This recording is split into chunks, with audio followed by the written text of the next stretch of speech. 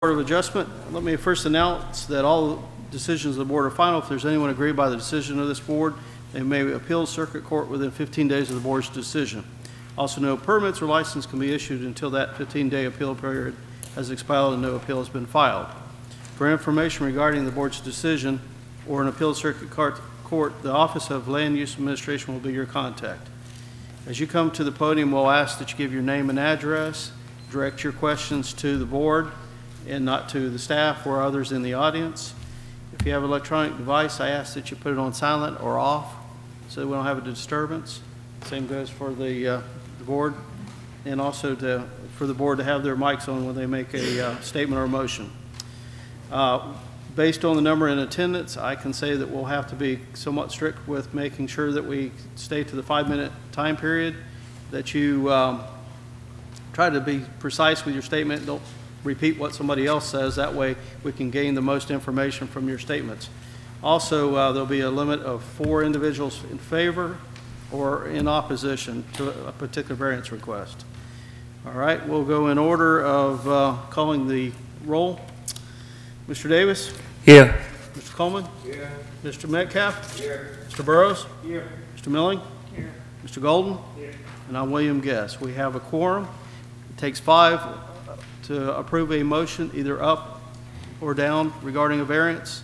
And we have Mr. Anderson here as our attorney. And for the sake of time, we will go in order of the agenda. First application is 6195, 5135, Florida Certified Sign Erector.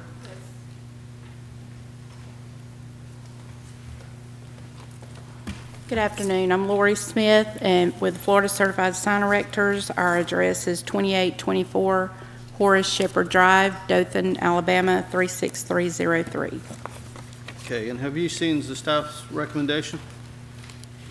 I'm sorry. Have you seen staff's recommendation? Yes. Okay, are you or your client in favor of the requirements, conditions? Yes, she is. Okay.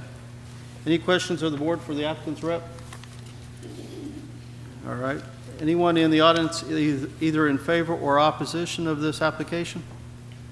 Okay, we have none for the record. Staff recommends approval to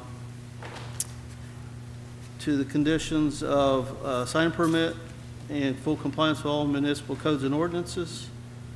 The spirit of chapter of the will be observed justice done to the applicant and surrounding neighborhood by granting the variance, and the site will be afforded branding identification along with the street frontage. Okay, once again, any questions of the board? All right, Chair, entertain a motion. Mr. Chair, I make a motion that we approve, subject to staff recommendations. Okay, a motion to approve. Do we have a second? Second. Second. Any further discussion? All those in favor of the motion say aye. Aye. Anyone opposed? Motion carries. Bless you. All right, thank you. Thank you very much. All right, application 6197, I believe we can remove from the agenda. It's no longer required. Is that correct? Okay, and no motion or vote is required of the board. So we'll move to the next application, which is 6198, 5595, 3092, 2945, and 2438. Armstrong and Modern Signs? Yes, sir. Rick Armstrong, Modern Signs, 869A Commerce Drive, Gus Shores, Alabama. I'm here on behalf of my client to request a variance. Okay, your application's been recommended for denial. Would you like to tell us why we ought to consider otherwise? My client feels they have a hardship because their hotel sits so far back off of Old Shell Road. That was their reason for wanting an off-premise sign. Okay, any questions of the board for the applicant? Your client, is it this individual affiliated with the client or the facilities that are on the front of Old Shell?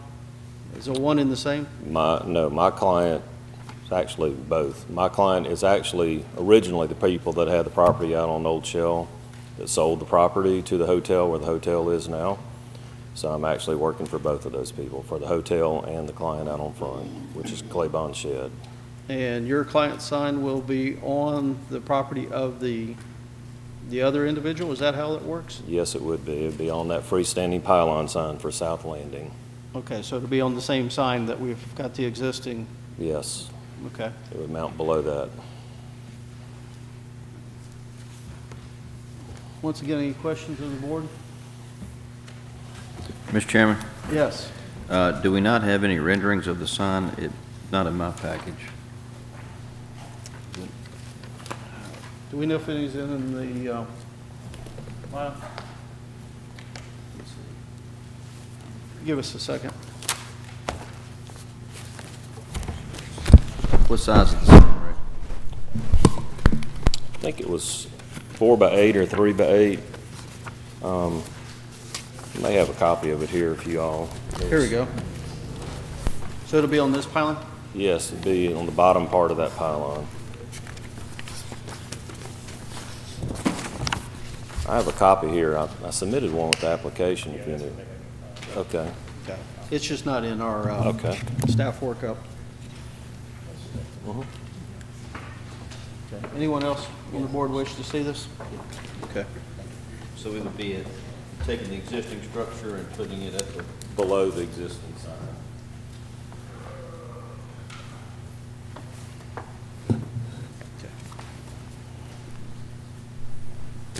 Here's where.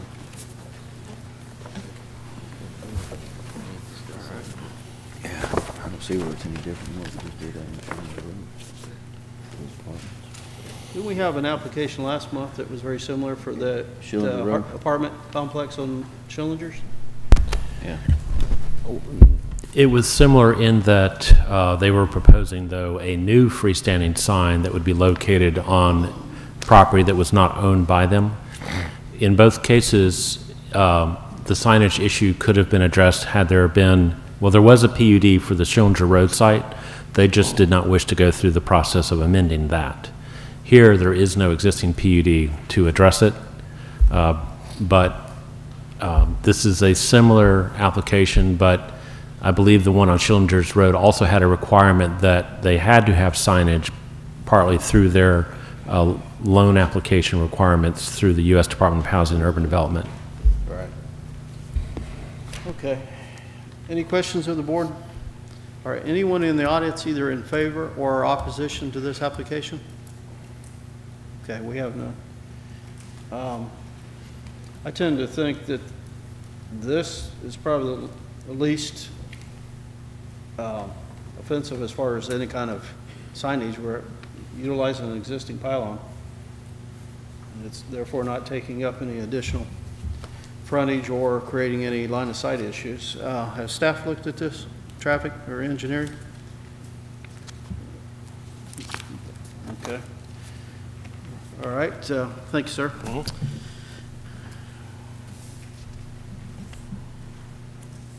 Chair, entertain a motion. Mr. Chairman, Yes, sir. move for approval. I have a motion to approve. Do I have a second? Before you vote, if I may suggest that they would need to comply with any additional wind load requirements that may be placed on the existing structure, so full compliance with sign regulations. Okay. Mr. Metcalf, will you? Amend my motion to include all current codes. Mr. Burrows, you were the second, correct? Or Ms. Coleman? Yes. And you amend yours as well. Okay. Any further discussion? All those in favor of the motion say aye. Aye. Anyone opposed? Motion carries. Thank you. Yeah, we'll give you your picture back. Yep. All right. I believe we're at application 6199. Is that correct? This is the 257 St. Joseph Street.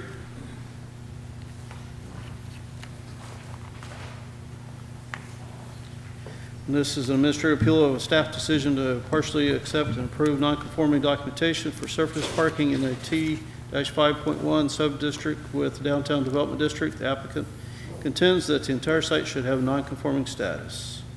And the staff is referring to us for further review. Yes, sir. Your name and Afternoon, address. William Latta, Clark Gear, Latham and Associates, 3901 Spring Hill Avenue. First, I want to say that the owner was unable to attend today. He got pulled away for some other matters, and he sincerely apologizes that he is absent. But this administrative appeal pertains to the parcel at 257 St. Joseph, which is located at the southwest corner of St. Joseph and Congress. I want to go through a bit of the history of this appeal and then review some of the supporting documentation that you'll have in y'all's packet. Our firm was engaged for this development after an email to the applicant from planning staff recapping a discussion of the status of this parcel and the appropriate steps that need to be taken to move forward. That email stated that per aerial photos, did not appear that a portion of the site had been actively used for parking since 1984, and as such, any non-conforming status had expired. Also stated that the 2014 ordinance prohibited parking as a primary use for a property. The email continued by listing the steps that needed to be taken to move forward, beginning with meeting with the Consolidated Review Committee. We submitted plans to the Consolidated Review Committee and met with them on May 10th to review the plan for the parking lot with screening and signage. We also presented at that meeting some additional aerial photographs showing parking on the lot and some maps from the city GIS showing the use as auto parking. After reviewing all the documentation, the CRC voted to approve the southern lots and also to approve the northern lot subject to a new determination from planning or an appeal to the Board of Zoning Adjustments. As such, we submitted the new documentation to the planning staff for a re-review of its non-conforming status per the CRC approval. Upon review, planning stated that the additional information was inconclusive and that in establishing the non-conforming use as a parking lot, and that the applicant could submit an administrative appeal to the Board of Zoning Adjustments, which leads us to today. As such, I want to review some of the documentation in y'all's packet. Planning, the staff report states that the requirement for nonconformance is one, that the nonconforming use be in existence as of the adoption of the May 2014 Downtown Development Code, and two, the nonconforming use shall not be abandoned for a period of 2 years and then reestablished. As such, I want to go over some of these aerial images in your packet. There's one from 2013 showing parking on this parcel. On the next page, you have from the city's GIS. And as such, the important thing on this is to note the land use classification of auto parking. Following that, you have another map from the city GIS. The importance of this map is that if you look at the area in question, along with the legend, you'll see that the legend calls it out as paved parking, not gravel as mentioned in the staff report. It is asphalt paved parking. Your packet goes on through some staff images and aerials, and also some street view images. What I want you to note is the disturbance on the lot through the aerials. In many, you'll see tire tracks. You'll see where the vegetation has not completely taken over.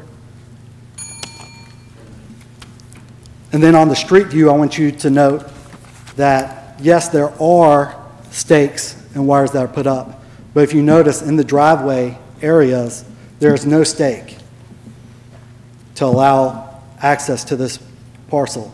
In fact, from other street views along these same years, you can in fact see tire tracks in the dirt in these areas. As such, the question becomes, how was this decided that it was abandoned, this non-conforming use was abandoned? Was it the May 2014 adoption or the 2-year period? There's no documentation concerning the May 2014 adoption of the code, but the staff points to a for sale sign and these stakes. The for sale sign, we have a letter from the previous owner stating that this was a parking lot when it was sold to my client. If you'll summarize. And further, this lack of stakes in the driveway contends that it could still be used as a parking lot. So the question becomes, how was this abandonment determined? If in fact, per the aerials provided by us and staff, do show parking on this lot. Okay. Any questions of the board for the property owner's representative? Okay.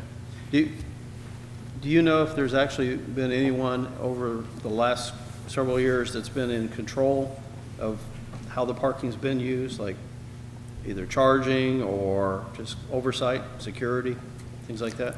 I'm not aware, as far as I'm aware, this was a privately used parking lot for their own purposes. Okay. All right. Thank you. Mr. Chairman, I have a follow-up question. Yes, please. Just because there seems to be conflicting information. As far as the ongoing use of the parking, it's my understanding that Ms. Bedsole owned one of the lots and that Dennis, who owned Mobile Bay Dental, had the other lot. How was that being, I mean, for Ms. Bedsole's lot, was that a lot that she was actively leasing out for parking? Were people parking there illegally? Do you have any idea kind of how it was being managed, or if it was being managed at all? Because the times that I was by there going to the post office, I would see, I guess, people, it appeared from the doctor's office, because there were people parking, I guess, on his lot and walking over the past several years. Again, I'm not sure exactly how that was managed or what was being done there. I guess I've seen one thing that says that was temporary until he got his lot, I guess, redone behind his building. But is there anybody that knows kind of how that was being managed or what was being done? Yeah, I'm not privy to the management information per se. The documentation I have to go off of now was given to me by the owner and the previous owner. I believe there's a letter in your packet from Ann Bedsole stating that her lots were used as parking lots, and also to corroborate the aerials that we've shown. Okay. Any further questions? Okay. Anyone in the audience in favor that wishes to speak? Yes, sir. Your name and address as well when you come up to the podium. Thomas Latham, 3901 Spring Hill Avenue. The owner of this property, his name is Darrell Smith. He's from Covington, Louisiana. He bought the Waterman building and has been fixing that up.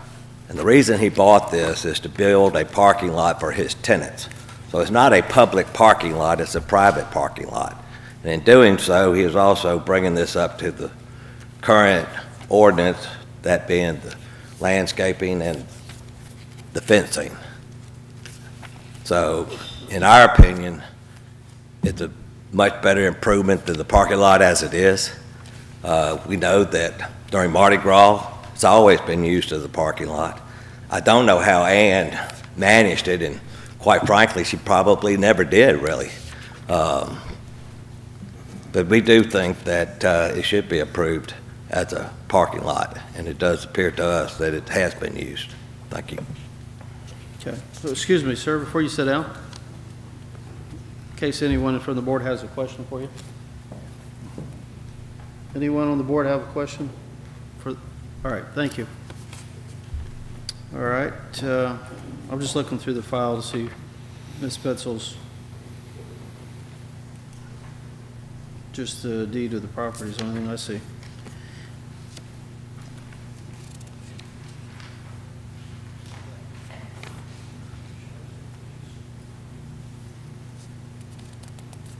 All right, anyone else in the audience in favor of the application or the decision of the planning?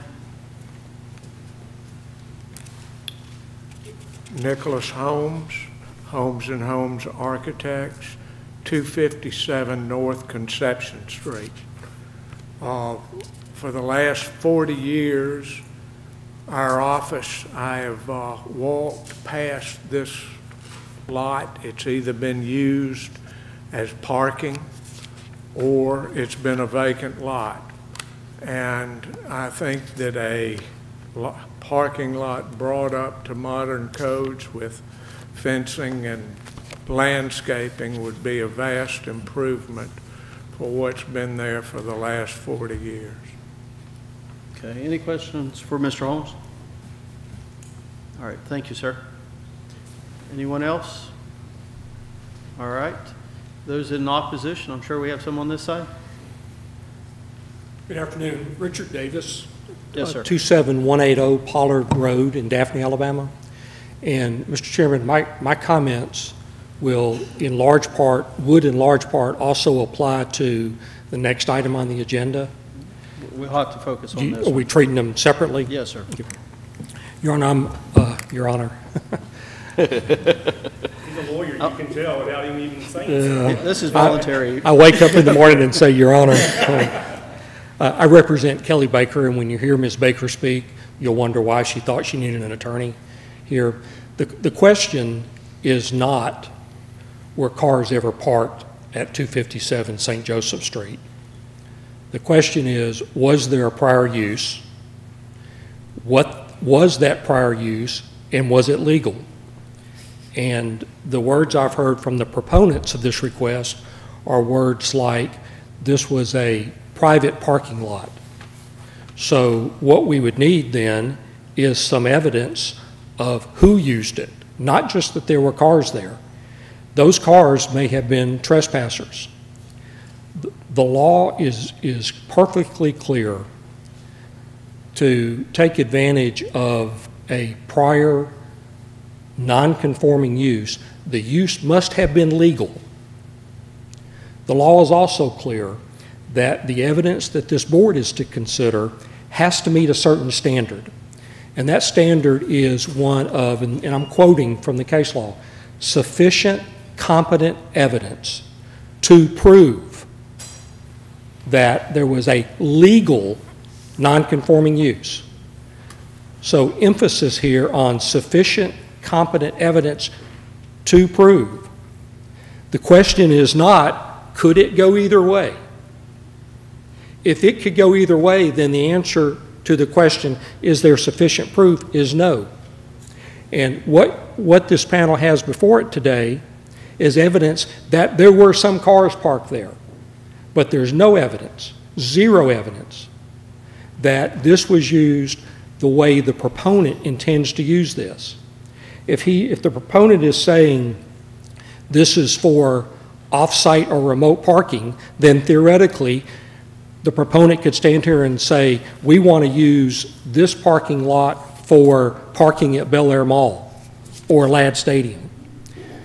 I think that if you could really dig deep enough, that you'd learn that cars were occasionally parked there in connection with the dental office across the street, just north of the subject property. The law disfavors a finding of a prior non-conforming use. And that's why this burden of evidence lands squarely on the proponent. If the proponent doesn't come here and show you that this was a private parking lot used lawfully by the user that would intend to use it now, then the burden fails. The burden has not been met. And you're going to hear me say pretty much the same thing in a few minutes. Okay, any questions of the board? All right. Thank you. So, sir, before you sit down, I have a question. Yes, sir. One of the part of our packet was a series of maps that show. Yes, sir. Have you seen this? Yes, sir, I have. Okay. So, and I didn't realize they had this kind of record, but 1885 going all the way to 1981, I think it is. You haven't seen this record. I have. Thank you, Doug. On the last page, which is 1955 updated through 1981, this is as part of the city records. Yes, sir. It actually has that particular lot listed as parking, -C. Yes, So, sir. In addressing your question, how does that fit into the legal documentation? Well, thank you. First of all, what the situation was in 1990, 1955, or 1981 doesn't matter. What matters under the law for a non-conforming, legally existing non-conforming use is what was in effect at the time of the zoning ordinance, which the downtown development district, I think, came into effect in the fall of 2014. And despite these pictures, again, there's no evidence that there was a legal parking lot. Let's just say, sir, that we had a picture on 2014 and this land was filled with cars. If that wasn't a legal use at that time, then it can't be the basis for permitting that activity to go forward today. It had to have been legal at the time. And if cars parked there and the city chose not to enforce it, that doesn't make it legal. That simply means the city chose not to enforce it, any more than if you were parking on in a parking lot for a bank. You can't later come and say, well, that's a public parking lot, or that's a private parking lot, or that's a pre-existing use. And therefore, going back in time is of interest, but it's not really pertinent. What was the use when this zoning ordinance came into effect, and was it legal? And there's no evidence of that, just no evidence. Okay, thank you. Any other questions? All right, next, please. I'll pass this around. Anybody else? Good afternoon. Good afternoon. Thank you for hearing this case. Your name and address. I'm Kelly Baker. I live at 255 State Street in Detente Square. So I guess by this point you know why we're all here today. I was driving home one afternoon and I saw them putting a parking lot in actively on these two lots.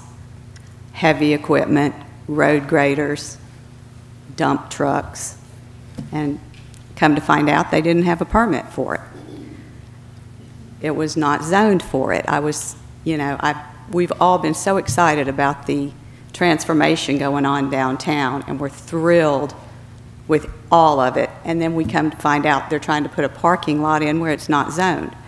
So, needless to say, we got to work. And through correspondence with the staff, I gave you guys a packet that's got this on the front. Yeah, we've got a couple items here, so. It has letters from the staff and from Mr. Latta. Okay, in that letter, the staff informs them on May 23rd that the information that they were given in establishing non-conforming use was inconclusive for both lots. And then, 2 days later, I got notification from the staff that they went ahead and approved, the staff went ahead and approved the southern portion for parking without going through the Board of Adjustments. I'm like, what's going on here? How can that happen? So I appealed it. Their information also says that they received this letter from Ann Bedsole and that she said there was a parking lot there. Well, let's read the letter. I've attached it. Ann Bedsole clearly stated, and I'm sure she chose her words carefully, at various times her lots were used as parking lots. That does exactly the opposite of establishing non-conforming use. Various times is intermittent, not continual. Now, if we look at the pictures that were submitted, they also establish that there is no non-conforming use because only one of them in 2013, actually there's two photographs in 2013 that have cars in the lot. All the rest of them are vacant lots. So basically, that's about all I have to say about this. I have a letter attached from Mr. Crowder, who worked at the post office for 30 years, and he's going to speak to you next on behalf of the letter that I've also attached regarding the lots across the street from the post office. Any questions? Any questions of the board? On the pictures that you provided and that some of the staff have, Yes. the parking in this particular one, it appears that some of the spaces have been identified or marked, where they were painted or somehow identified for finding the space for those lots. That, yes, and I want to clarify that too, because it muddies the water. That particular one you're looking at pertains to the south lot, and right now we're talking about the north lot, which has never had any cars in it, hardly at all. But if you can see some of the packet that I gave you, I have a red X at the bottom of. Right. That's to show you that that particular parking lot is not connected in any way whatsoever with what we're talking about today. The one with the X in it belongs to someone else, and it's operated by S&P Parking as a parking lot. So I don't want anyone to be confused that that is being used to establish nonconformity. It's not connected in any way to these other two lots. Okay. Any questions of the board? Okay, thank you. We got room for two more? Mr. Crowder? Yes, thank you. Thank you.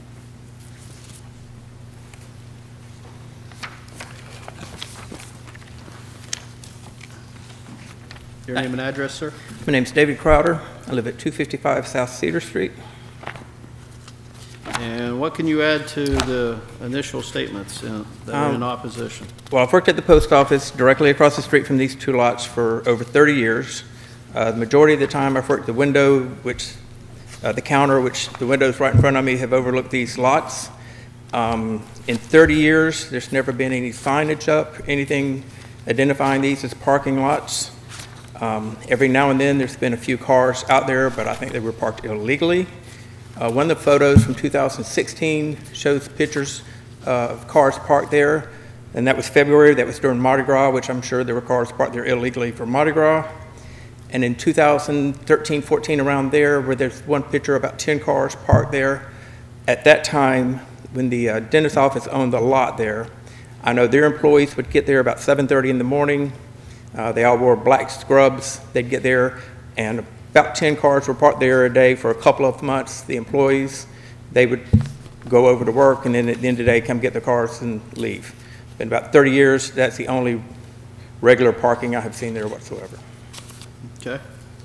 Any questions of the board from Mr. Crowder, right? Mm-hmm. Yes. Mr. Crowder? All right. Thank you again. All right, we got room for one more. Yes.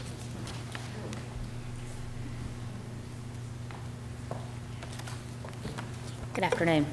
I'm Jennifer English. I live at 258 North Claiborne Street. I am also a resident of DeTonte Square.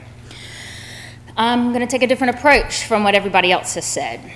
As we realize more development with several market rate condo projects, we owe it to our future Mobile self to develop downtown with neighborhood living as a goal. We can endure progress in a smart and sustainable way. With City Hall North Building, Meridian at the Point, Merchants Plaza, and the Safe Archives Building on St. Louis Street on track to become multi-unit residences, developing outside living spaces will be key to enhancing stylish urban living and enjoyment of fellowship with neighbors. Further construction of impervious areas will only exacerbate the already serious stormwater management issue we have in downtown Mobile. Removing topsoil is the worst thing for adequate stormwater drainage. We do not have an equivalent of a retention pond in an urban setting, so we have to become creative to solve our stormwater management problem. There are many organizations who focus their efforts to increase the walkability of downtown Mobile. Mobile Bay Visitors and Conventions Bureau, Downtown Mobile Alliance, Mobile Baykeeper, as well as all downtown businesses have a vested interest in maintaining the integrity of our enchanting tradition. We hope that visitors remark at the beauty and enjoyment of walking, biking, segwaying, and pedicabbing throughout downtown, not swimming or canoeing across an intersection. And lastly, the historic preservation stakeholders and organizations go to great lengths to ensure that the historic integrity of homes and certain businesses in recognized neighborhoods follow strict policies and protocols. Certain developments, we hope, should be held to the same standard and be duly enforced. While Mobile endures progress in leaps and bounds over the next several decades, we must insist that sustainability become one pillar of our ambition. And we're not necessarily against a parking lot, but if Fairhope can build a 2-level parking lot and still maintain the integrity of a mixed-use retail space downstairs and sustainable, permeable areas around, we're smart enough to do it ourselves. Thank you. Okay, any questions? Yes, Mr. Wells. My question is to Bert more than anybody. Can I ask a question, Bert?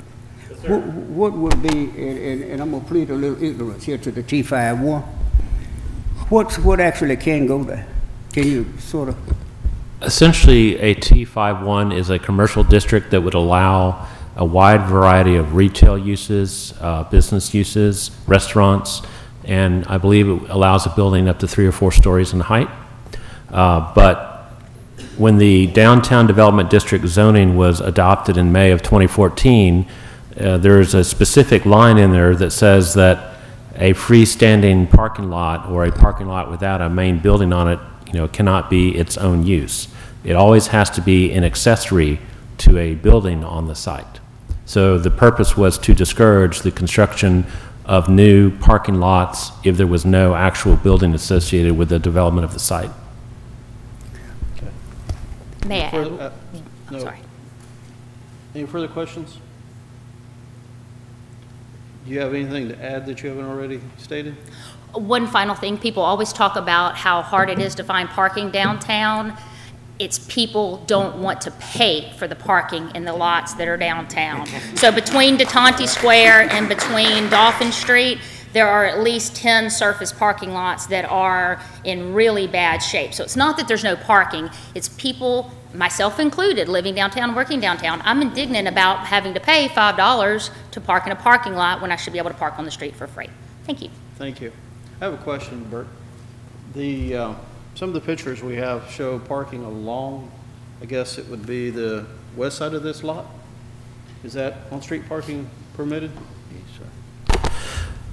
Well, since it's in an urban area, there would be some provision for on-street parking, and I can see in this 2013 aerial, which was provided, I believe, by the applicant, but if you go back there. Looks like several of them. You've got some on the street and some. Right. So what you have on the northern part, this is striped to allow parking on Congress Street. So there are stripes in the roadway demarcating where cars can park, and it continues on down the block. On this side, St. Joseph is one way going south. There are no marked spaces here, but there are spaces, in front of the post office. Okay. Any further questions of the board for the staff? Mr. Chairman? Yes. For my benefit and maybe everyone up here, just so we're all clear, and so I can be clear, especially since we have two things going on. We're here in the first part of it, and staff, please correct me where I go astray. On this particular item, staff made a determination that this part, the north part, enough evidence was not given to support that it was a non-conforming use. Okay, so this side here, the ownership side, is saying you were incorrect in that. Okay, this side is saying you were correct. Correct. They're in support of what you said on this particular issue. Is that correct? This side wants y'all to uphold the status. That's right. Okay, on this part, particular applicant. because they're getting ready to switch. Okay, everybody here got to move over there, and vice versa. Okay, just want to make that clear for me and everybody else, because it can be confusing. So thank you. Okay. Is the board clear on that? Yeah, I've got Go a ahead. follow-up question, Mr. Chair. Yes. Following up on that too, our decision that we're charged with today is establishing whether there was a conforming or non-conforming use in May of 2014 when the Downtown Development District Code was put in place, correct? Not whether it'd be a good place for a parking lot or not, but whether that was used as a parking lot, a legal parking lot, at the time when that code was put in place, and if it was used consistently for 2 years. Is that correct? That's exact, well, that is correct except for your last sentence. Or That is the question. First, in 2014, when the DDD was approved, was passed, was it a parking lot? Was it used as a parking lot? If so, then it has legal non-conforming status. If y'all reach that conclusion, then you have to make the determination, has that use been abandoned since 2014? Our statute and many statutes around the state 2 years. Legally, that's not really that can't be enforced, a 2-year limitation. The Supreme Court in many cases has stated it's the intent of the owner. Did they intend to continue to use that as a parking lot? I wish I could tell you 4 or 5 criteria that says this is what is intent. I can't. It's up to y'all's good judgment to make to determine what the intent was. It doesn't have to be everyday continuous use. One of the ladies spoke and she said, it wasn't continuous. It was at various times. Well, using a piece of property for parking once a month could show that they did not abandon that use, possibly. So that's y'all's task. Okay, any further questions? And that's the same task in both of these. And so in addressing the aerials and looking at those, just because there are cars on the lot doesn't necessarily substantiate that that was a legal use of that property as a parking lot. Is that correct? Well, I'm not sure that question should say, was it a legal use? Was it used for parking? There's no difference between a commercial lot or a private lot for this situation. If it was the dentist office using it for employee parking, then that's the same as if the law looks at that the same as if it was a commercial parking lot for Smith Parking and they had a big sign out there and charging everybody.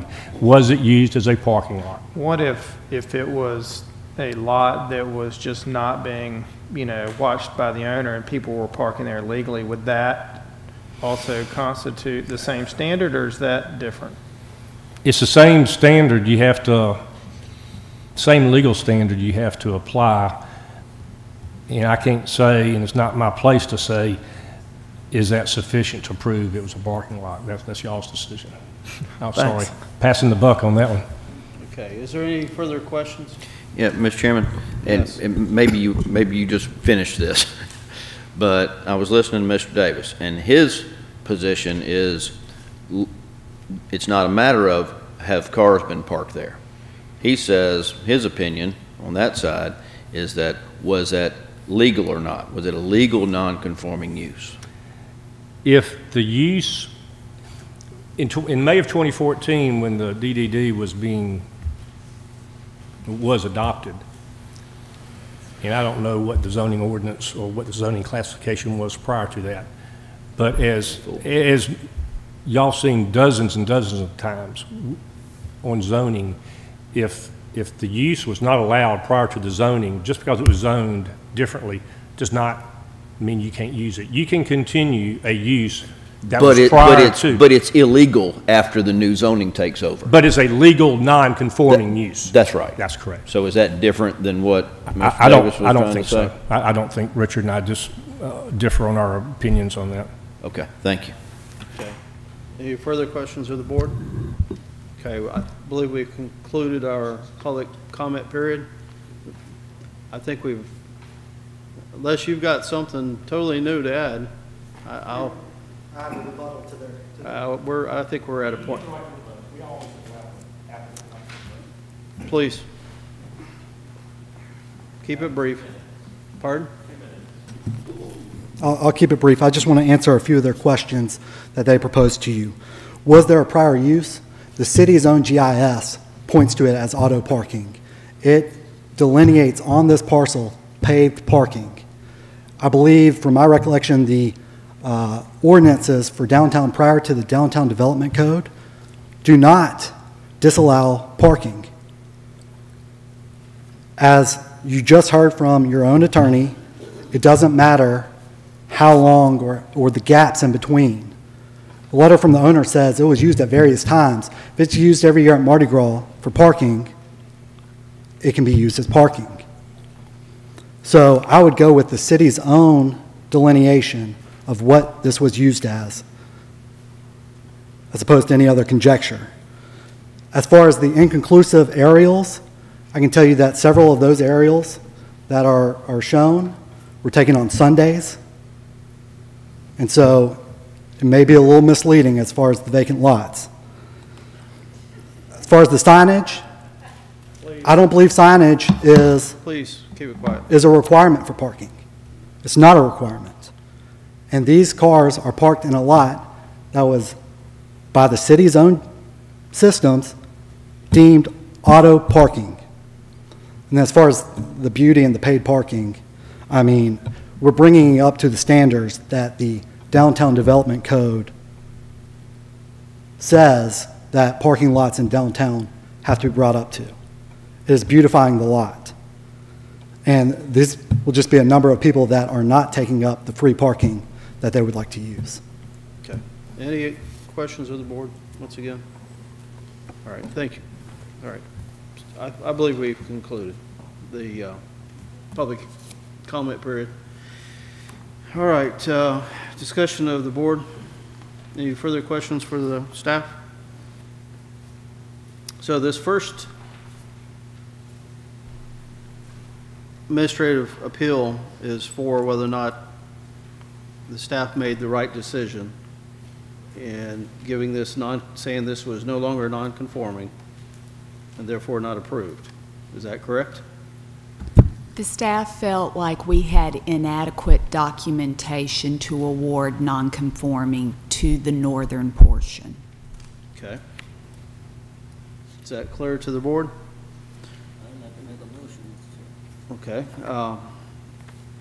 Before you do, for any further discussion of the board, any further questions? Mr. Chairman, one more. Yes, Mr. Metcalf. Margaret, what was the staff's litmus test? Repeat the question. I didn't hear. What was the staff's litmus test to determine, in y'all's opinion, whether you saw cars on it and both sides have admitted that their car's been parked on it, whether they were allowed to or not, or they were just there, who knows? So how did y'all determine that? What did you use as your basis? Most everything that we reviewed to come to the inconclusive decision you have in your packet. And we did not feel that it was adequate to establish legal non-conforming conclusively for the northern portion of the site. Okay, thank you. Okay. Mr. Burrows, you had a motion? Yes, I'd like to make a motion, and I want to make sure I get this right, because I'm a little confused on 4 and 5, but I think I want to make a motion to uphold the staff's decision. Okay, I have a motion to uphold the uphold the appeal. Do I have a second? Second. I have a second. Any further discussion? All those in favor of the motion say aye. Aye. Anyone opposed? Opposed? I have one opposed. Okay, the motion, so the appeal was upheld. Okay, we'll go to the next. Staff's decision was correct.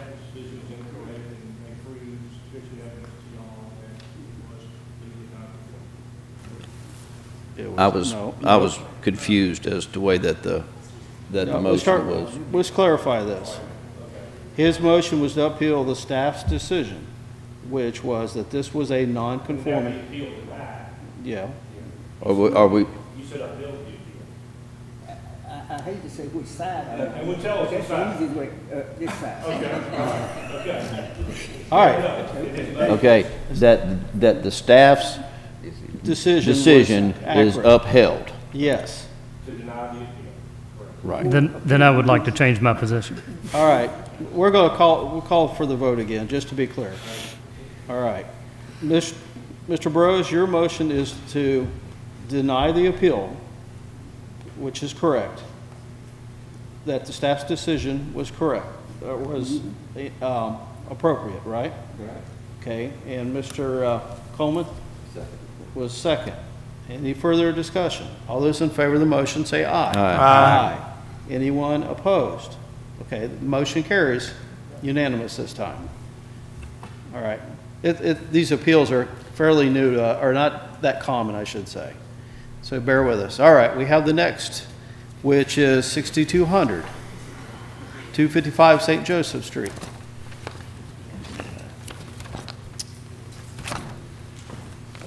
Richard Davis, 27180 Pollard Road, Daphne, Alabama.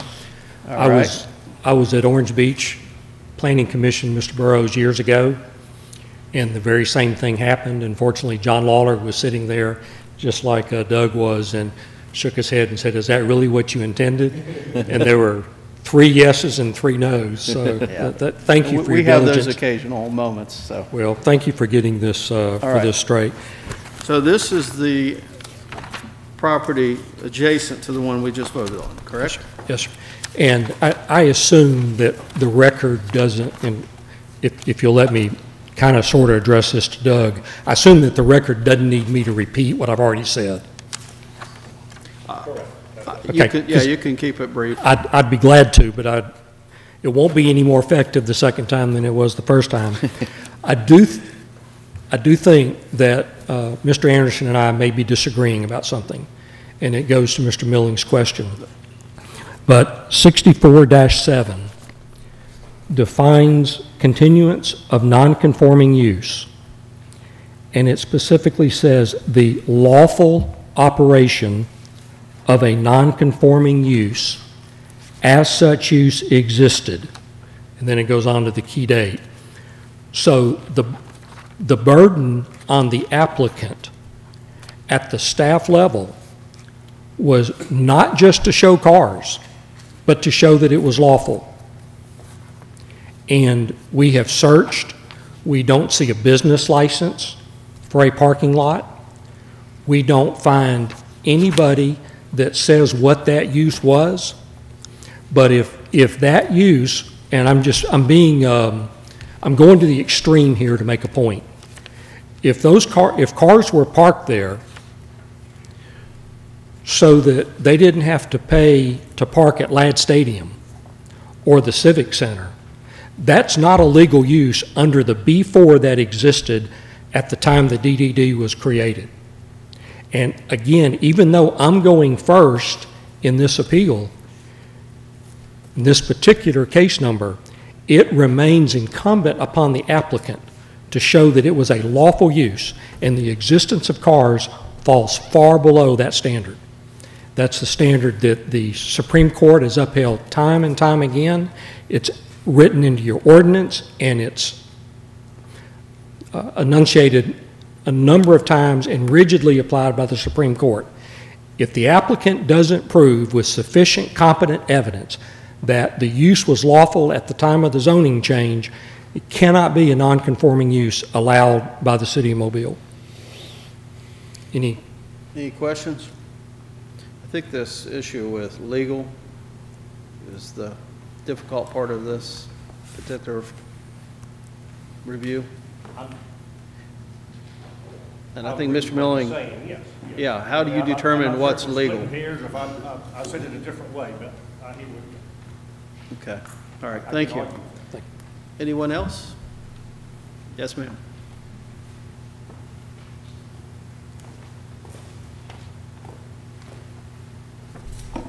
I'd like to give an example that some of you are probably familiar with as far as... Your name and address again. I'm sorry, Kelly Baker, 255 State Street, DeTonti Square. There are 2 blocks just to the west of me on Jackson Street. Cars have parked there for years for OOM meetings. Every time they have a meeting, they'll go over there and park on those grassy fields. If they decided they wanted to put a parking lot in over there, would you all let them? It's in the middle of our historic district, not zoned for parking, but they've parked there off and on for years. Now, those lots recently just sold, and the girl that bought them has asked kindly that the OOMs not park there anymore because we like the OOMs, they're good neighbors, and we don't want to start any issues with them, but they've complied and they don't park there anymore.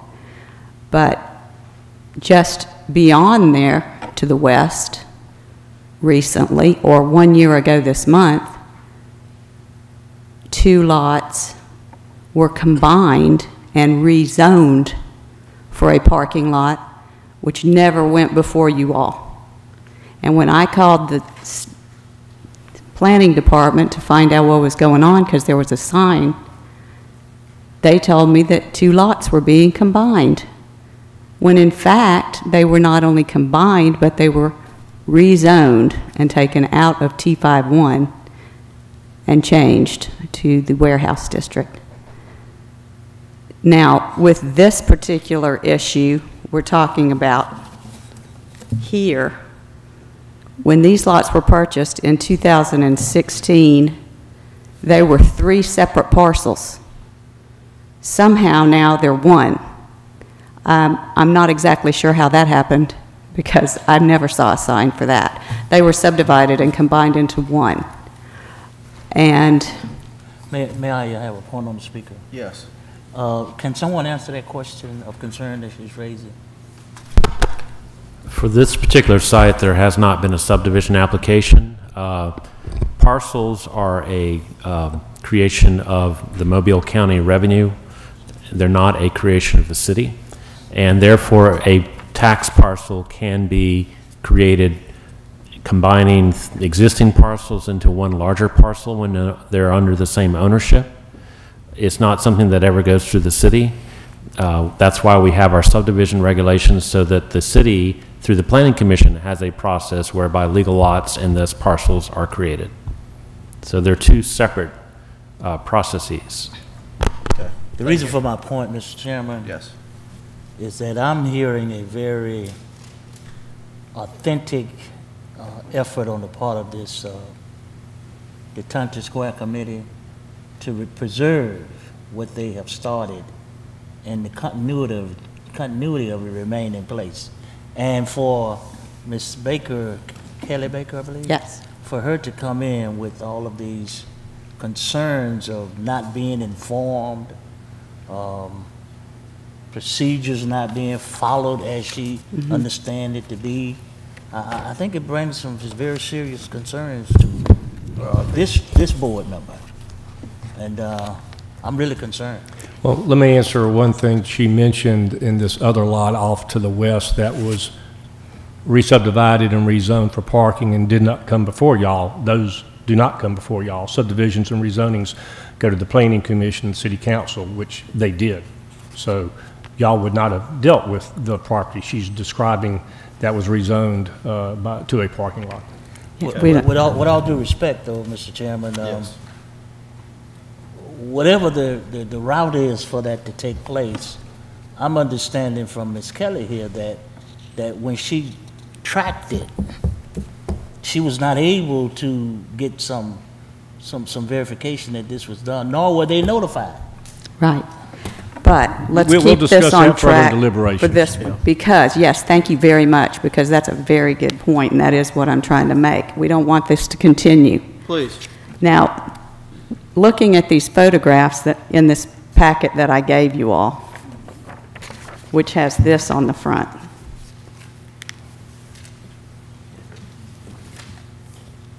This is the middle lot,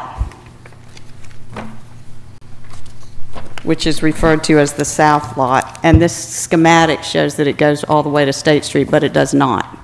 So don't confuse the parking lot that's next to State Street as being part of this equation. Again. And secondly, if you'll notice this one that's outlined in red that's got this little rectangular piece at the bottom, this particular drawing, which was, I believe, done by the city GIS, shows the boundary line cutting across the cars that were parking in the parking lot to the south. Now, without having a survey, we don't know if this is a proper line or not.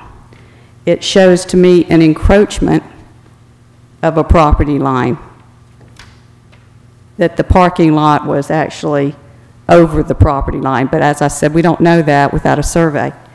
But when that property was purchased by the Hankinsons in 2013, they stopped parking there. And I was told that by the manager, Jesse Mays, of S&P Parking. He said they never parked there again after that. She can proceed because we interfered with her time earlier. And I will also say that this deed where he purchased this lot in 2017 shows at the bottom, this property had no address and all properties are vacant lands. So there's a lot of evidence that shows these were not parking lots. Any questions? Yeah, Any Mr. Chairman. questions? Yes. Okay. The second page of that packet where it shows a site plan, Yes. whose site plan is this? It was submitted by the applicant who developed the property. I believe when staff put it on the report for the board, they showed State Street not as a frontage, just as a reference, so It's that confusing. you can see directional. Okay, because you look at this, and it would tend to indicate that it is the actual paved parking lot bounded on State. Understood, and it is not. It is not. Ms. Okay. Baker is correct. All right. Okay. All right, go ahead. I'm done. Okay. Let me pass this to Mr. Metcalf. Mr. Metcalf, you want to look at this? I think this, this is actually the site drawing. Okay. All right. It actually shows that there was a lot 6 and a lot 7 and a lot 8. And then as per our packet, those two are combined. I guess that's what you were referring to, Bert? That was by the Revenue Department? Yes, that is true. Okay.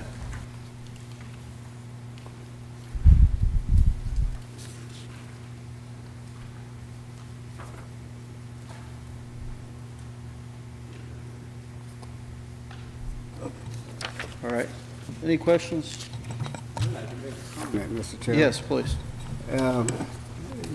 The gentle lady here earlier made a comment that she didn't realize it was going to be a parking lot there until she saw them already going through construction. I believe that was the other lot, wasn't it? No, the entire Right. north and south were being graded. Right. And not only that, but I'm not really sure why they would have done such an extremely egregious To me, violation. You can't separate one without the other. Right, they were doing, the whole thing is now graded. And the point is that if it was a residential type of thing, I could sort of say to a homeowner, they might not know any better, but a commercial developer and a commercial builder would definitely know that would require a building permit. Right, and they did not And why get they did one, not, nor were they concerned. cited. No ticket. If a homeowner come in here today and built a structure on the lot, the city would go to the point of even saying you gotta remove it. You gotta tear it down. And it's. All right, excuse me. Well, that's what I've heard here before. I've been on this board, and the city told somebody they had to tear down a garage. Okay, well, based on what we're looking at today, I'd like to make a motion. Sir, we're not at that point in the public discussion yet. We still have yet for the individual appealing the administrative appeal. All right, any others in favor of the, or excuse me, in opposition today? I believe you guys were the ones Did you want to speak, in favor of it. Oh, somebody else? Yeah, we have more people that want to speak. Okay, we've had two so far. We've got time for two more, and for the sake of brevity, if you'll kind of summarize what maybe the others have not stated. I'm going to try not to repeat too much. My name is Brenda Bolton. I live at 310 West Street in Mobile. And a couple of things I want to just sort of ask you to think about. It was revealed just moments ago that these lots didn't have addresses. I don't know what, the law is on that, but I know that individuals can't construct on property until they have an address assigned to it. So I think it was very recent that these properties had addresses assigned to them, and that would make me question that they had been operating as a parking lot in years past or within the last 24 months or whatever. Then the other thing I would like for you to consider is, let me see if I can get to my own notes here. Oh, I want to go back to the letter that referred to at various times and point out that you recognize that those various times were never enumerated in that letter. I think that property was owned by that owner for a long time. Was she talking about in, 1997 to 99 and again in 01 or whatever? And then the photograph that Kelly has asked us to look at that's currently up there correctly points out that the south red boundary line there cuts most of those automobiles right in half, so there's some kind of issue with that, that boundary line, and it's if that line is too far south, then maybe none of those cars were parked there. Maybe they were all on the S&P lot. We can't really tell from that.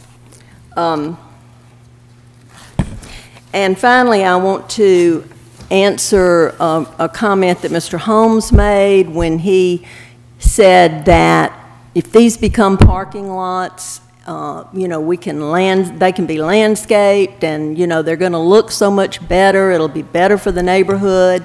And I hear that all the time. I hear that anything is better than a vacant lot. Well, I'm here to tell you that is simply not true. First of all, a parking lot for a 40-hour work week is not vacant for approximately 40 hours. It is a vacant concrete lot for the under 128 hours of a week.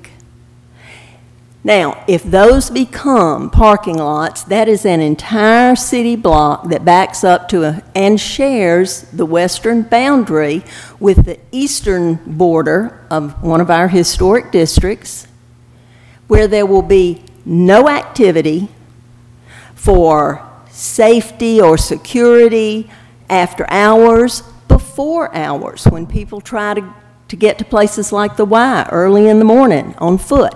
We're after walkability, we're after safe streets, and a solid block of parking lots does not achieve that. And we can stand here all day long and say that our ruling today is this very narrow little question of, was this a parking lot or not prior to the DDD? But you are all part of the city's planning, and I ask you to respect a planning decision that will be good for the city and the direction that the city is taking. Thank you. Okay, any questions? To address a question, I think, or a comment we've had regarding the addresses. In 1954, up to 1954, the smaller lot was 255 St. Joseph, and the larger lot ran from 257 to 261. In 1981, it was listed as 259 St. Joseph. It was given one address based on the maps we have. Is that correct? The short answer to the address question is city engineering assigns addresses within the city limits. However, you are dealing with one of the oldest, most historic parts of town. If you look at the Sanborn maps that go back to the 1800s, you'll see addresses on there. You will see addresses at the tax assessor's office that could be different. The official addresses are assigned by the City of Mobile Engineering Department. So we have documents showing that those addresses reflected within a 24-month period of this question that we're dealing with, which would show continuous use. Address the board. So I understand your comment that because even in our packet it says, or what you provided us shows that as 259, but today on our agenda it's listed as 255. I bring that up because I had difficulty identifying those parcels when I first started trying to do some research on them because they didn't have addresses in the documents I could find. Thank you. Any other questions? All right, we have room for, or time for one more, if there's anything new to add. And I think you were trying to address a question. No, sir. The only thing I was going to say is some of the photos you may have seen, the smaller ones on the Google insert, they're reflecting the same vista of land, but they will have different addresses as well. Okay. All right, sir, your name and address for the record. David Crowder, 255 South Cedar Street. And I just wanted to reiterate, to make sure that y'all understood, I've looked at these lots for over 30 years, 5 days a week, and there's never been any continual use of parking on these lots other than just random parking here and there. Okay. Any questions? Comment. Yes, Mr. Burrows. I use that post office there almost on a weekly basis. And the parking over there is overflow for the post office. And anybody parks whenever they choose. And I've used it many times. And most of the time it's empty. Okay, thank you. All right, Mr. Holmes.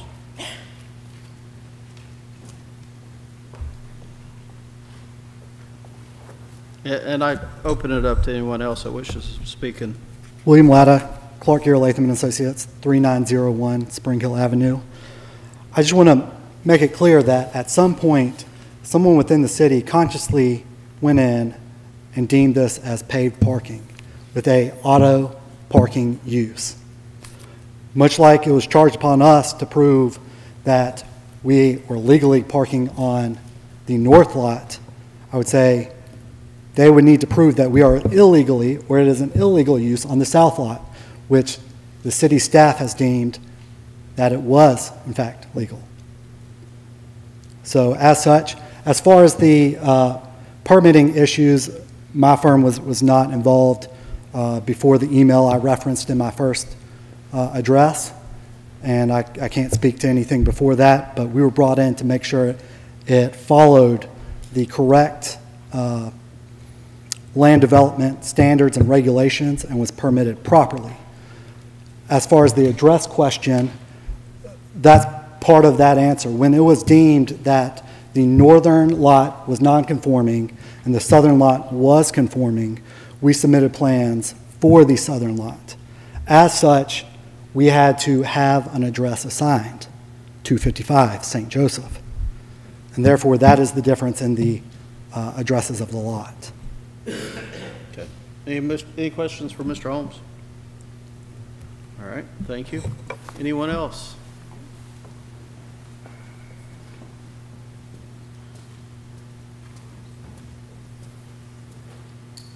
Your name and Nick address, Holmes, 257 North Conception Street. Again, we walk by there regularly, and there are cars parked on this lot. It's the only use that's been there for the last 40 years. They may not be there all the time, but that's what it's used for. Thank you. All right, any questions? Mr. Chairman? Yes, Mr. Metcalf? Question again from Margaret. Same question backwards. What was the basis or the litmus test for the staff's decision to say that this portion was legal non-conforming as opposed to the northern piece? Using the date of the adoption of the Downtown Development District and the documentation of active parking occurring there via GIS, aerials, and street views available via Google, in addition to the documentation submitted by the applicant for the initial review, those factors all went into that decision. And there was more showing of the site being used as parking for this application than there was for the northern portion. So the staff felt like that this portion was actually used regularly or at the time of the adoption of the DDD, and the other piece did not? That was the staff's decision, yes, sir. And I'm assuming that there was exhaustive research and review on your part? On the staff's part, yes, sir. No, Thank excuse you. me. Okay, any further questions of the staff? Or Yeah, I excuse have me, the one. board for the staff? Was there ever a business license pulled for parking lot? We contacted the Revenue Department, and they said that those records had been archived. However, the question isn't whether or not this is a commercial parking lot, it's whether or not it was a parking lot. If it's private parking and did not require a business license, there would be none to produce. Okay, we're going to allow one of you to rebuttal this, but I want to make sure the staff's had an opportunity to address our questions. Okay, any other questions of the board for the staff? Mr. Coleman, did you have a question?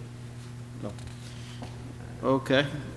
All right, I'll give you an opportunity for rebuttal. Thank you, Richard Davis, Pollard Road.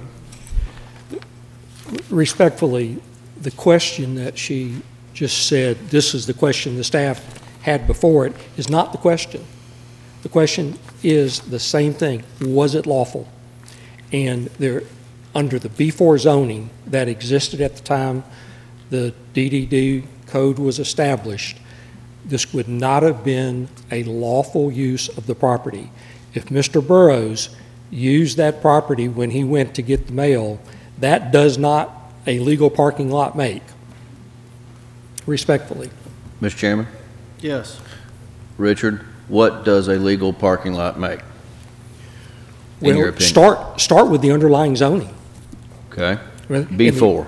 Before, and the underlying zoning did not permit a parking lot like this. It might have permitted a parking garage, maybe, but it did not. Their surface parking lots all through downtown under the old B4. And you, At the time that the DDD was adopted, this was not being used as a parking lot by the owner of the property.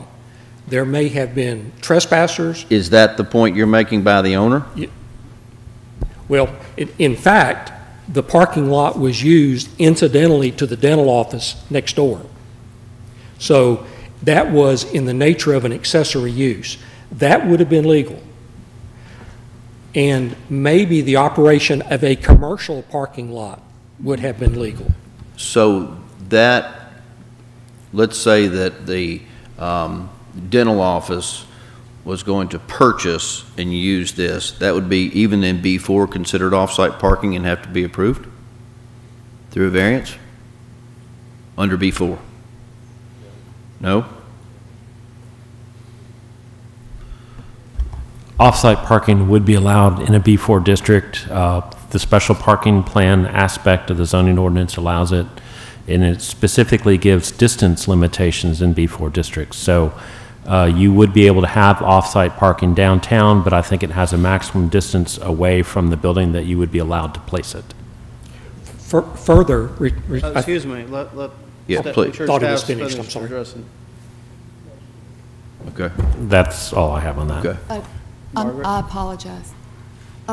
Just to clarify, in B4, automotive parking lots were allowed and still are allowed by right in B4 districts, which is what the property was previously zoned.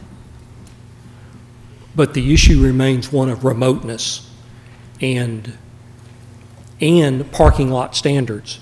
And I think the staff would concede that for off-site parking, the parking that was in effect at that time, even if it was for an accessory use, did not meet parking lot standards. Okay, if I can. Yes. But we're just going to summarize it. I understand. We can go back and forth for a while. I know, but we need to be clear. Yeah, We need to be clear. yes. Do you, staff, believe that if these parcels were being used to park on in their condition, that the staff could write a notice of violation to them because they were being used, they were substandard? Because they certainly are. At this point, the parking, if it's granted non-conforming, it still needs to comply with current standards with the screening and the surfacing. So the answer to that last question was, yes, if they were not proposing to do that, you could, they could be issued a citation saying you've got to bring it up to standards. That is correct.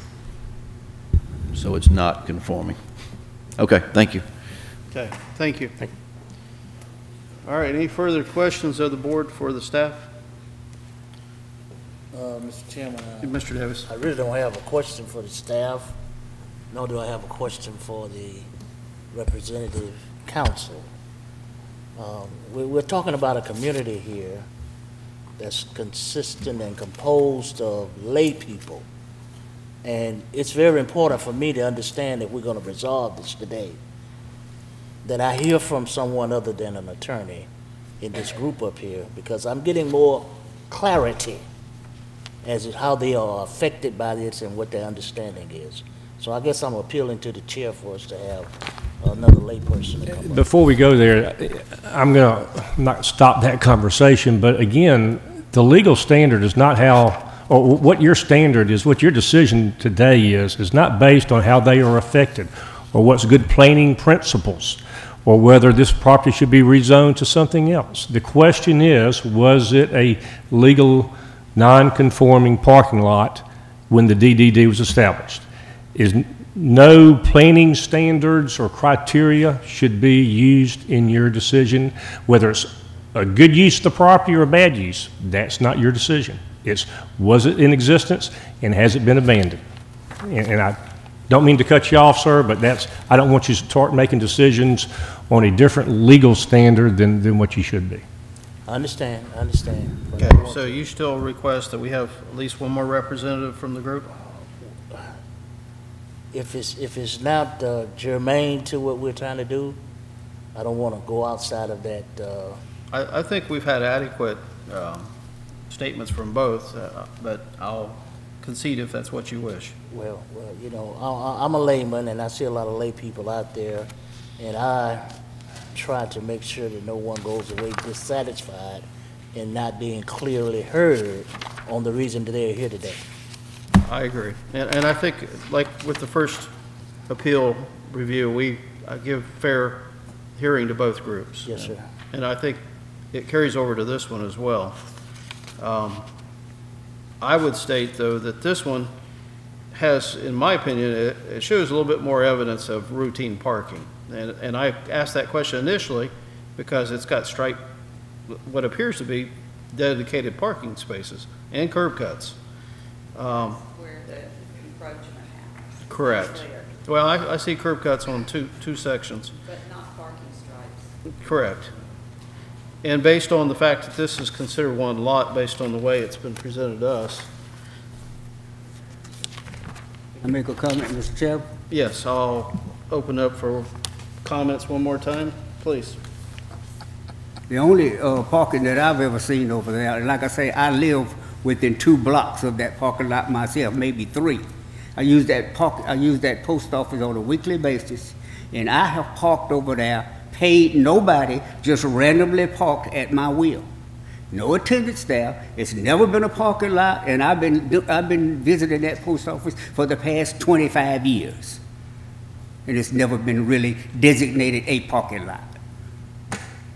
Okay, any further comments?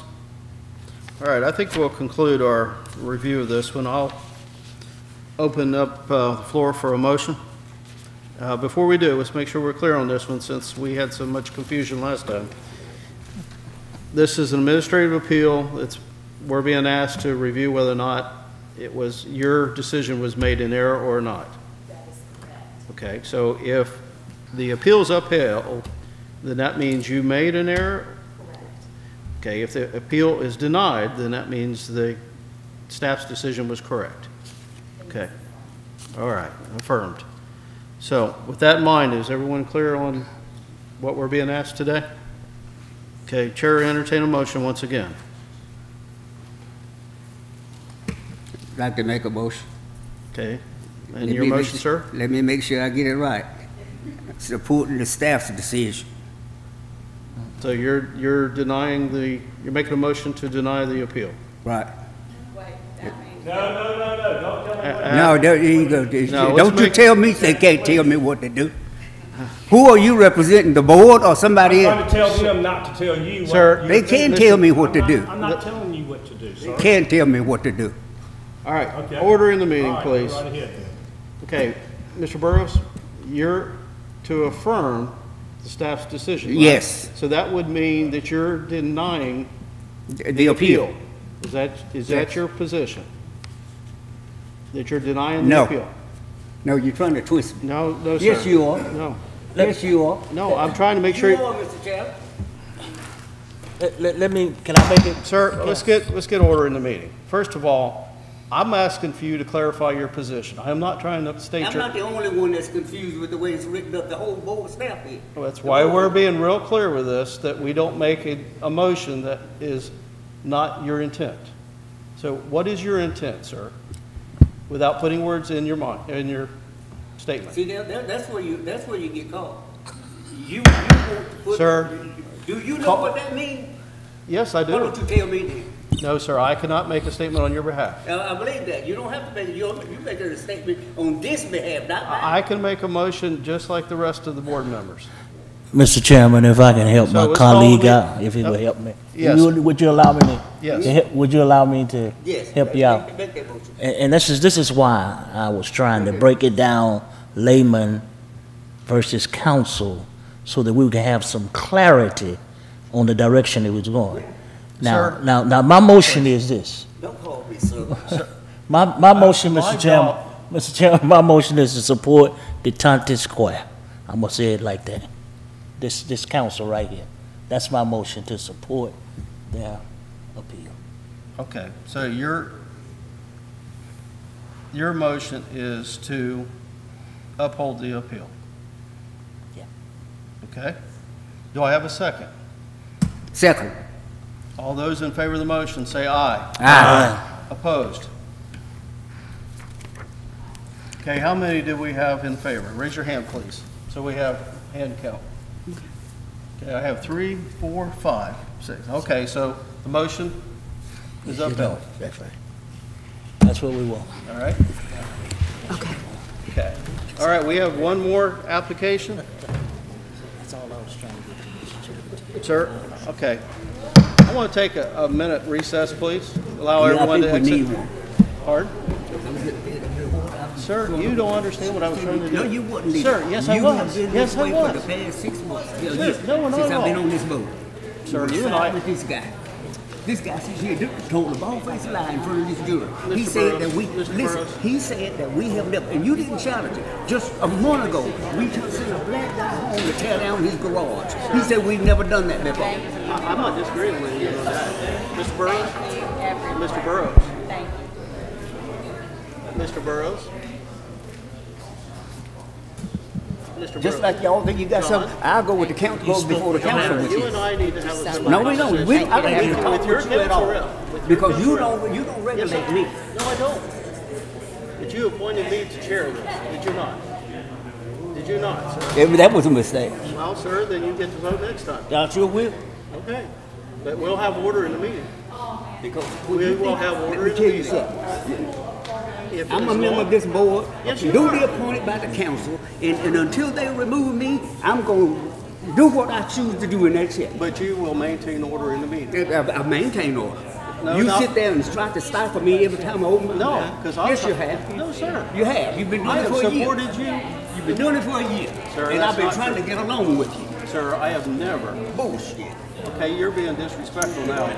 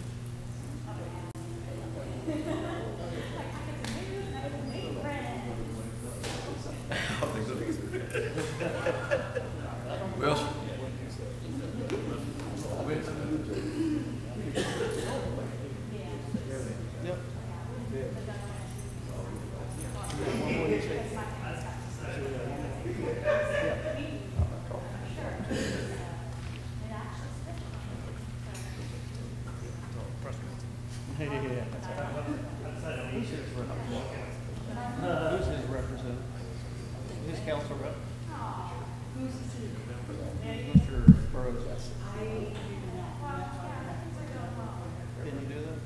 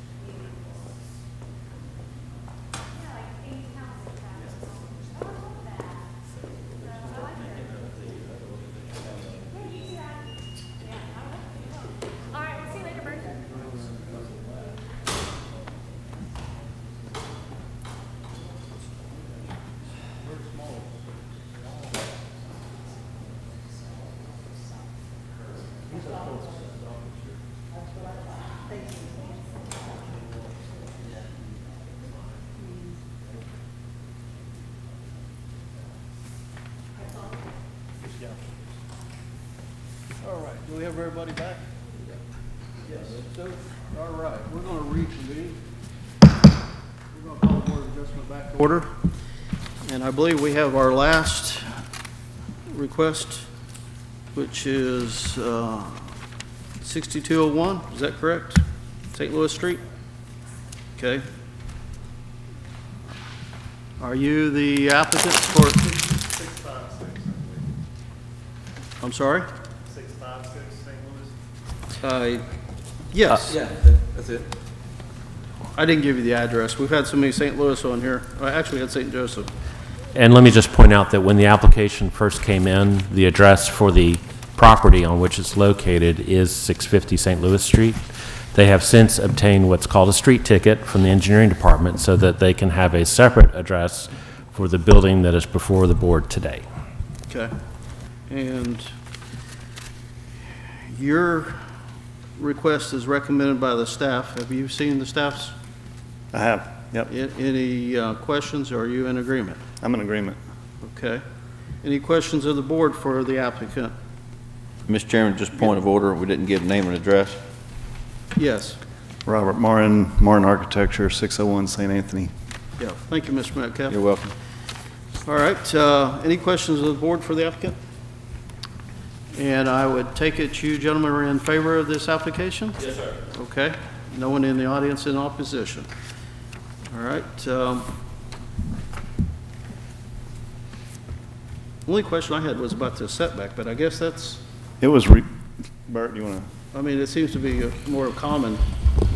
Well, what you have before you, this is the entire legal lot that has been approved by the Planning Commission. On this lot is this existing building, which now houses what's called the Cheese Cottage, and next to it is a arbor under which you can sit. So they're proposing to reconstruct a building or use parts from a building that they brought in from, I think, a town in Mississippi to build a new brewery. And St. Louis Street is an A street. So under the Downtown Development District regulations, you're supposed to have your building fronting onto an A street as your primary frontage, and your setback would be from that. And I think it has a maximum limit setback, of 10 feet, but they can't fit this building even if it were rotated to meet the required setbacks. Bert, he may be referring to the mistake that was, the typo about 10-foot max. Well, yeah, so they have, the 10-foot is they build two lines. So the building would have to have been brought up to here as a new building, and it will not fit. So they're setting it back this distance. It will have frontage immediately on Dearborn Street. Okay, and the existing building has frontage directly on Dearborn, it appears. It does. Okay, so it's in line with an existing structure? Yes. Okay, that's the only question I had. All right, any other questions of the board? Okay, staff recommends approval subject to the conditions as listed in our report. Chair, entertain a motion. So moved, Mr. Chair. I have a motion. Do I have a second? Second. Any further discussion? All those in favor of the motion say aye. Aye. Anyone opposed? Motion carries. Thank you for your patience and waiting on us today. Sure. All right, we have the schedule on our agenda. The only request that I made, a recommendation, subject to the board's agreement, that we move from July 1st, 2019 to July 9th, 2019, so that the holiday's not part of the schedule. I believe that July 9th is Tuesday. Okay, so it would be July 8th. 8th, yes. Okay. All right, July 8th. All right. Any other requests or comments? Okay, Chair, entertain a motion to approve the schedule as provided with that one change for July 8th. So moved, Mr. Chair. Do I have a second? Second. All those in favor of the motion say aye. Aye. Anyone opposed? Okay, motion carries. Any other business today? All right, I have a motion to adjourn. All right. All those in favor say aye. All right. Y'all have a good day. Get up and leave.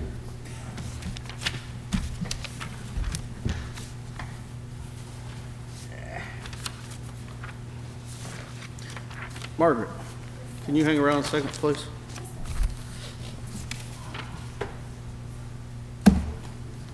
Bert, you want your drawings back?